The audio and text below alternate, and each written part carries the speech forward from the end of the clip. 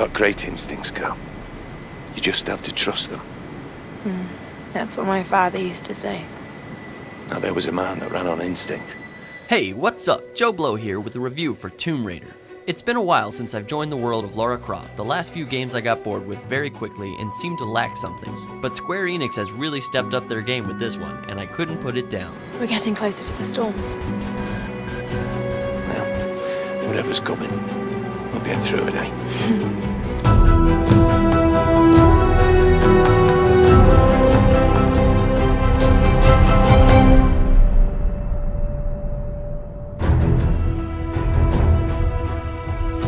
We come in on a young Lara Croft who's out to find this legendary tomb with her crew when they get shipwrecked. They all wind up on a mysterious island that happens to be where they were headed in the first place, but they're not alone. Lots of enemies show up and Lara finds herself in quite the predicament most of the time. If this game leaves me with one phrase, it would be, poor Lara Croft. She gets put through the ringer in this game. It's at some points ridiculous how much she physically goes through, cartoonish even. But it's forgivable because it adds to her growth as a character. The rest of her shipmates are pretty stereotypical. Angry black girl, stubborn old drunk Scottish guy, narcissistic dweeby professor guy, etc. That doesn't mean they're tiring to listen to, just nothing new or super interesting. Also, this guy's voice bugged the hell out of me for some reason. Every creature in nature will turn and fight when its very survival is at stake. So don't think I don't understand you, girl. Ugh, shut up. Overall, the story will keep you pretty captivated all the way through as you try and figure out what's going on and experience Lara's traumas along the way. Oh, God! Now, I'm fully aware that Tomb Raider was out for like a decade before Nathan Drake was even a gleam in his daddy's eyes. But this game is pretty much what would happen if old Lara Croft and Nathan Drake had a baby. Hey. The gameplay is almost identical to Uncharted, with weapons handling, to terrain climbing, to cinematic runs against time.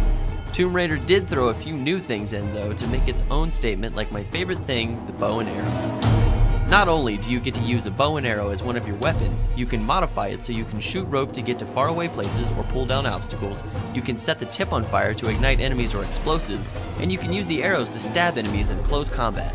You can also upgrade your bow so you can retrieve your arrows from enemies or animals, but it's not really necessary considering there's literally ammunition every step of the way. It's actually a little ridiculous, but I ain't complaining. You can actually upgrade all your weapons and skill sets throughout the game as you gain more and more XP. Another thing I liked is you can zipline down and climb back up the same rope. They don't limit where you can go.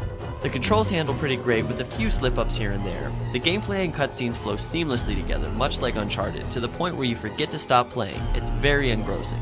Not too challenging once you get most of the upgrade, because you can just hack your way through most of the enemies, but it's still a great blockbuster type game to play through.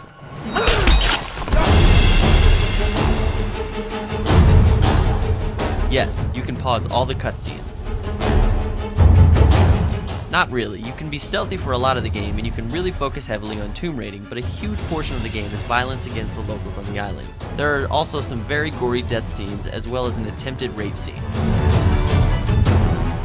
You could spread playing this out over a long period of time because all you'll really have to remember is your Lara Croft trying to save your friends on the island, for the most part. However, you probably won't be able to put it down until you've played for a few hours, and it takes about 12 to 16 hours to beat. I would suggest renting this game. It has an explorability factor to it, but not as wide as most games that are built for it.